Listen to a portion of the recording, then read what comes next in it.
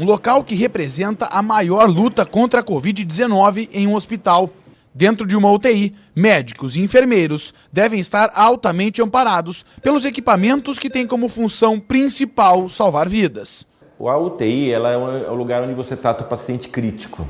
É onde você trata o paciente que precisa, por exemplo, de uma ventilação mecânica, coisa muito comum agora com a pandemia do Covid, né? Então é na UTI que ficam os famosos respiradores, né? E por falar nisso, o processo de intubação é algo feito em quase todos os pacientes com coronavírus e um passo antes do uso dos respiradores. E como o Covid ataca, faz uma reação inflamatória pulmonar, eles não conseguem respirar, tem dificuldade para fazer a troca dos gases. O paciente que está sob intubação orotraqueal e conectado a um ventilador, eles têm que estar no ambiente de UTI. Outro ponto diferencial é a capacidade de profissionais da saúde acompanharem de perto os principais sinais vitais de quem está internado. Pressão cardíaca, você consegue ter a parte de saturação de oxigênio, você consegue ter a parte de trocas gasosas, tudo isso você consegue monitorizar num paciente de UTI. Então, por isso que está toda essa grande discussão sobre vagas de UTI, porque realmente o paciente COVID é um paciente que tem um alto potencial de necessitar de uma vaga de UTI. Cuidados necessários para o atual momento,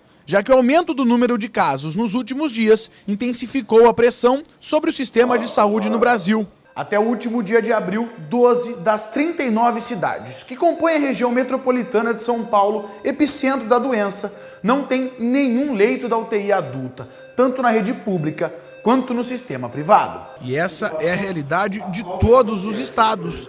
Dados da primeira semana de maio mostram a situação. Pernambuco, Ceará, Maranhão, Amazonas e Rio de Janeiro são os que apresentam a maior taxa de ocupação. Um pouco abaixo estão Pará, Espírito Santo e São Paulo. Praticamente a totalidade é ocupada por pacientes infectados pelo novo coronavírus, o que prejudica aqueles que estão enfrentando outras dificuldades. O nosso sistema, principalmente o sistema público, ele sempre vive um pouco no limite. Vaga de UTI é uma coisa que muitas vezes o paciente precisa de uma vaga de UTI e você não consegue essa vaga. Com a vinda do Covid, isso piorou ainda mais. É lógico que foi diminuído muito o volume cirúrgico, os pacientes que você consegue evitar a necessidade de UTI, mas os infartos estão aí, os derrames estão aí, os traumas, acidentes estão aí.